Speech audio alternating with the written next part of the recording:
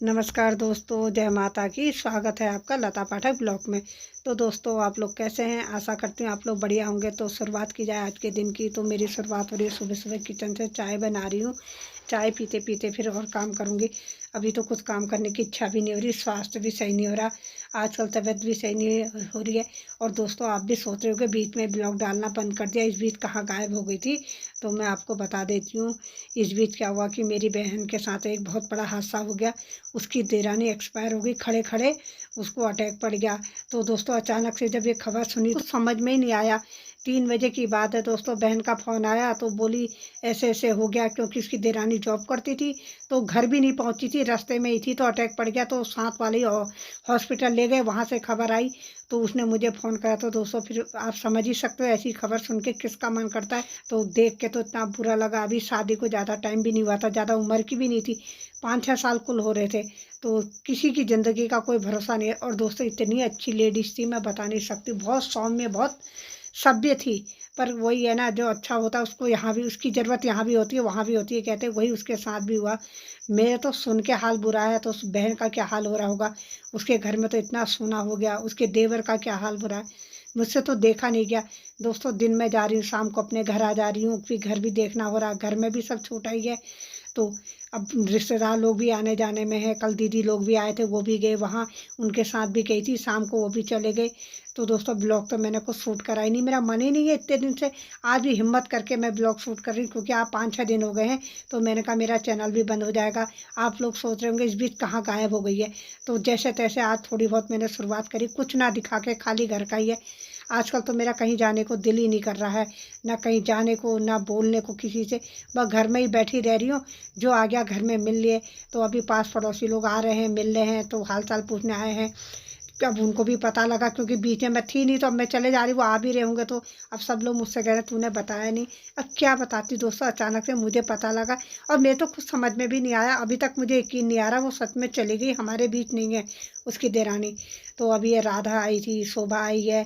तो ये भी पूछने आ रहे हैं, बोले क्या हुआ अचानक से, तुम तो बीच में मिले भी नहीं, हम आए भी थे तो फ़ोन में भी बात नहीं हो पाई। अब होता ऐसे ही है, अब दुख में गए हैं तो क्या फ़ोन करते। तो मैं उन्हें बता रही, भाई ऐसा ऐसा हुआ था, ऑफिस गई थी, वहाँ से आई, साथ वालों के साथ अच्छी खासी गई थी, घर से अच्छी खासी घर भी लौट गई थी। आधे रास्ते में अचानक से उसको अटैक पड़ा, बेहोश हो गई। तो साथ वाले ही हॉस्पिटल में एडमिट करके आए, उन्होंने ही फ़ोन करके बताया। बहन तो जब गई तो क्या मुंह देखती, कुछ भी नहीं था, डॉक्टरों ने बोला कुछ भी नहीं बचा है। तो दोस्तों, उसको तो इतना बड़ा सदमा लगा है, मैं कह नहीं सकती। उसके साथ साथ उसके मम्मी लोगों को भी बहुत बड़ा सदमा लगा है, क्योंकि अचानक से जब ये खबर सुनने को मिली तो कैसा हो सकता है, ये आप सोच ही सकते हैं। अब उस माँ के दिल में क्या बीत रही होगी, जिसकी जवान बेटी चली गई है अचानक से। तो क्योंकि कभी सपने में भी नहीं सोचा होगा मम्मी ने कि उनकी, मेरी बेटी को ऐसा हो जाएगा, ना औरों ने सोचा। पर भगवान की मर्जी के आगे कभी किसी की चलिए, किसने जाना कल क्या होगा किसके साथ। अभी हम सही हैं, कल को हमारे साथ क्या होगा कुछ पता नहीं है, पल की खबर नहीं है। आज के समय तो ऐसा है, जो पल हमने जी लिया वो अपना है, और उसके बाद की कोई गारंटी नहीं है। कुछ पता नहीं है क्या हो जाएगा, कब किसके साथ। वही हुआ। और मैं तो कह रही, भगवान उसकी मम्मी को ये दुख झेलने की हिम्मत दे, और उसकी आत्मा को शांति दे, जहाँ कहीं भी सुखी रहे, शांत रहे। तो ये लोग आए हैं, ये पूछ रहे हैं कैसा हुआ क्या हुआ, तो बता रही हूँ। तो मैं इनसे कह रही हूँ बहुत अच्छी थी, तब ये बोल रहे हैं राधा लोग, जो अच्छा होता है उसकी ज़रूरत यहाँ भी होती है वहाँ भी होती है, भगवान के घर में। मैंने कहा ये बात तो बिल्कुल ठीक कही तुमने। अच्छा इंसान कहीं नहीं टिकता है, जो बुरे होते हैं उनको कुछ नहीं होगा, जो अच्छा होगा ना तो उसका तो डर ही लगा रहता है, क्योंकि उसकी ज़रूरत यहाँ भी होती है तो भगवान के घर में भी है। वही उसके साथ भी हुआ है। और सौम्य इतनी थी दोस्तों, बता नहीं सकते। मतलब आज के समय ऐसी लेडीज मिलना बहुत मुश्किल है। हम तो कहते भी थे, मैं तो कई बार बहन से कहती भी थी, तेरी देरानी इतनी अच्छी है, इतनी सौम्य है।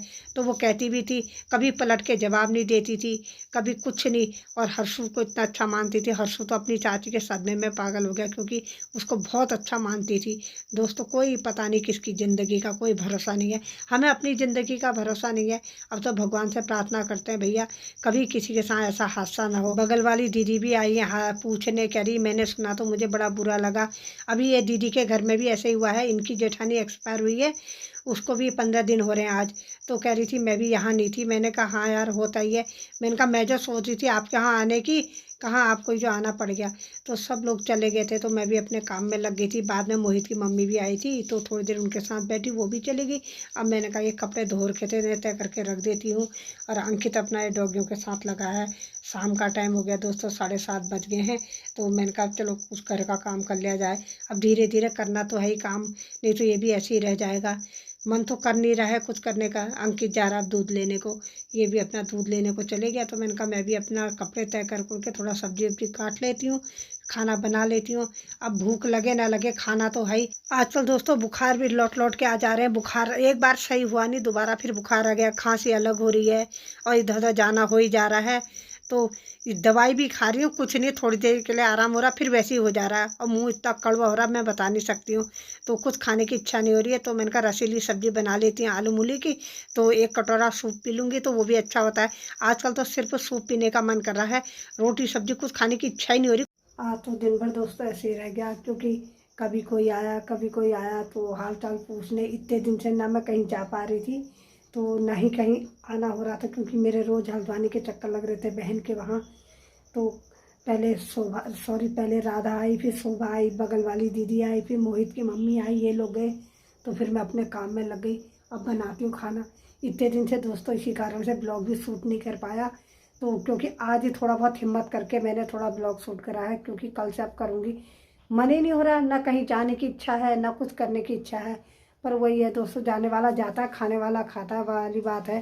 तो कब तक रहेगा, काम तो करना ही है, क्योंकि दिन में अभी पेशेंट को दिखाना भी था, अस्पताल भी गई। तो काम तो अपना करना ही है रूटीन का, मन हो ना हो। तो इसलिए अब इसी के साथ दोस्तों ब्लॉग ज़्यादा लंबा ना बना के, क्योंकि मन ही नहीं है आज, तो यहीं पर समाप्त करती हूँ। अभी तो फिलहाल मैं सब्जी वब्जी काट फूट के रख दी है, बनाऊँगी खाना। खाना बनाने की इच्छा भी नहीं हो रही है, पता नहीं क्यों, ना खाना खाने की इच्छा है ना बनाने की। शाम के टाइम पर तो मन इतना उदास हो जा रहा, कुछ करने की इच्छा ही नहीं हो रही दोस्तों। तो अब अपने लिए ना सही, अब डॉगी है, अंकित है, तो इनके बनाना ही है। एक रोटी तो खुद भी खानी ही पड़ती है दोस्तों, बगैर खाए तो मेरे से भी नहीं चला जाएगा। इसी के साथ आज का ब्लॉग समाप्त करती हूँ। कल फिर मुलाकात करूँगी आपसे एक नए ब्लॉग के साथ। तो आपको आज का ब्लॉग कैसा लगा? अगर आपको आज का ब्लॉग पसंद आए तो मेरे चैनल को लाइक शेयर सब्सक्राइब करना ना भूलें, साथ ही साथ कमेंट करके ज़रूर बताएं। गुड नाइट दोस्तों, शुभ रात्रि, धन्यवाद।